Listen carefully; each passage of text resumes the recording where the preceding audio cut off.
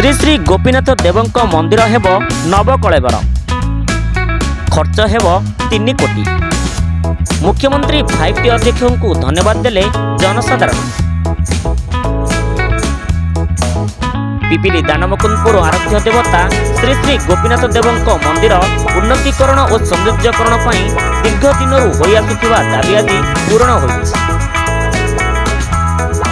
एथिपाई राज्य सरकार पक्षर 3 कोटी टंका मंजूर होइथिबा बेले स्थानीय विधायक रुद्रप्रताप महारथी आज नड़िया बाड़ाई प्रकल्पर भित्तिप्रस्तर स्थापना करिसेंति। एही अर्थ रे मंदिर सौंदर्यकरण सहित प्राय 21 एकर थिबा बड़ पोखरीर पूर्ण उद्धार कार्य कराजिबो।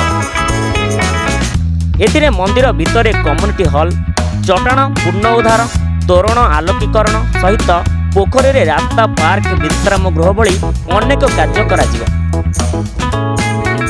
एथिपाई टेंडर प्रक्रिया शेष होइथिबा बेले एहार निर्माण कार्य राज्य सरकारक पूर्ण विभाग करिबो। आजर कार्यक्रम रे विधायकों सहित ब्लॉक अध्यक्षा देवस्विनी नंद, उपाध्यक्षा प्रफुल्ल साई, जिला परिषद सभ्य धरणीधर साहू, सुशांत मल्लिक, सांसद प्रतिनिधि नारायण साई, सरपंच परेश मिश्र प्रमुख उपस्थित थिले। दीर्घ दिन आशा पूर्ण होइथिबारु मुख्यमंत्री 5T अध्यक्षों को धन्यवाद देइछंती विधायक और स्थानीय जनसाधारण। Bureau report, the rural news.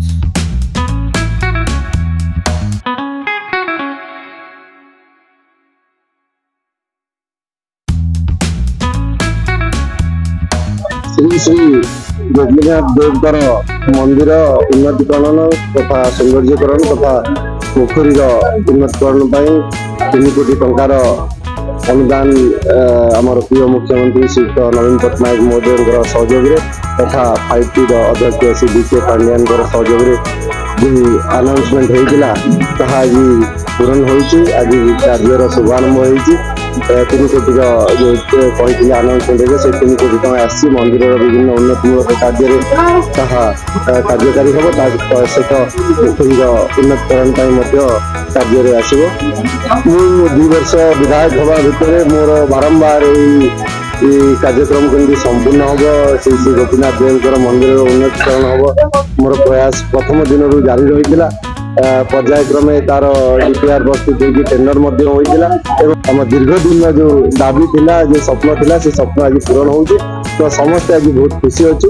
मु व्यक्तिगत भाव में विधायक हिसाब से माटीर पुओ हिसाब से बहुत खुशी अच्छी। जिते पंचायत की जिते घर अच्छी जिते दुकान अच्छी समस्त गोटे आशा था आम गोपीनाथ मंदिर तैयारी हम।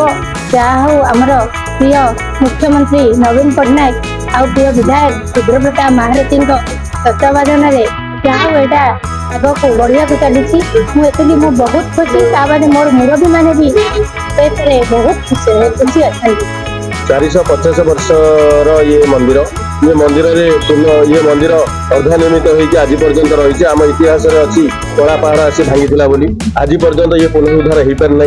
तो आमर माननीय मुख्यमंत्री और माननीय विधायक सहयोग आज ये कार्य त्वरान्वित होगा जाऊँगी। ये अंचल समस्त ग्रामवासी और ये अंचल पाखापाखि जिते लोक जुआड़े भी अच्छा समस्त मंदिर प्रति समस्त इच्छा ये मंदिर केमिति कार्य शेष हम बोली। तो आज से समय आसी से सुजोग आई 450 वर्ष समस्या आज अंत होती आम समस्त अनुभव करुचु। तेणु ये कार्य केमिति तुरंत हम एवं जो आरएन भी नहीं जिते शीघ्र ये कम सार आमर ये कम सरला आम समस्ते माननीय विधायक को कृतज्ञता जनाऊँ। ये दिन सारा नकुंदपुर खाली नुह सारा ओडिशावासी गोटे गर्वर दिन आज ये कम आरंभ होगी आगू चलो।